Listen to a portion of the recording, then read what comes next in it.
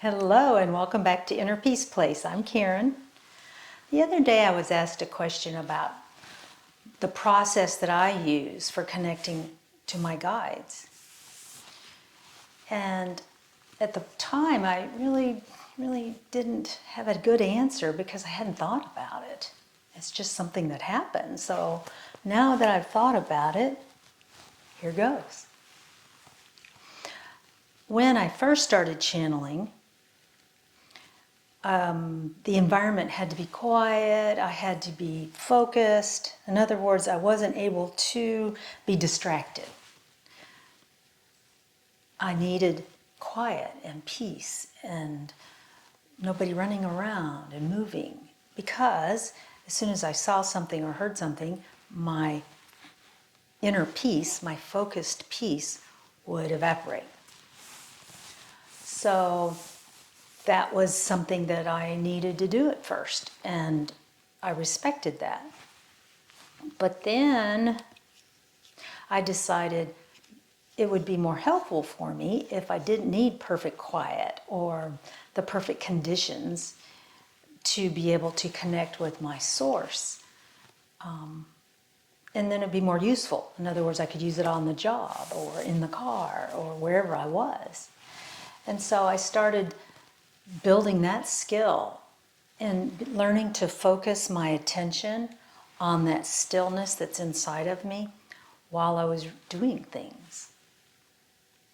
I also asked my guides to give me a symbolic gesture of some sort when I had made that connection.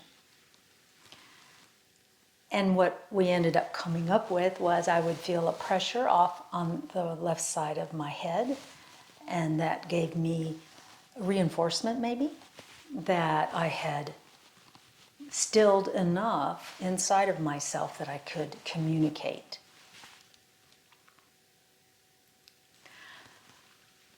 When I find that I need information, if I'm already in a state of flow, in a state of joy, not a state of chaos, a simple thought is all I need, and the connection is there. If things are a little hectic around me, then it might take a little bit more effort on my part. But again, it is nothing to do with the beings that you channel, and everything to do with you. Where are you? Are you centered? Are you balanced? Are you anxious, stressed? See, those are the things, stressed and anxious and busy in the head. That's what interrupts that connection. So some of you feel that you need to do certain steps to do this, then do that, and then connect in this way and then that way. And I'm sure that works. But work on strengthening your connection by attempting to make it more prevalent when you're actually doing things.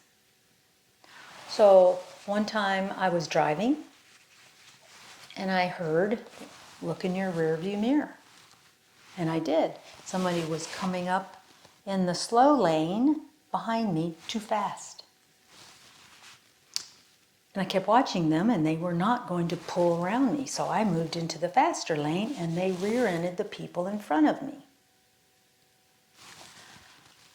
Had I never practiced connecting with my guidance while I was doing things, I might have missed that communication. So that's why I think it's important to be able to connect in different layers. I'm able to drive a car, so I'm not totally in la-la land, but I have an ear open, so to speak. I have an awareness of that beauty and of that connection. Somebody asked me, what does it feel like? And I thought about that and said, it feels like when you sit down in an extremely comfortable chair that engulfs you. Just perfect. And when I'm in a state of communication, that's what I feel like. I feel perfect love, perfect acceptance, more acceptance than what I give to myself, for myself. And I feel that all is right with the world at this moment. It brings a flow to me. It brings a completeness to me. I feel completer, much more complete.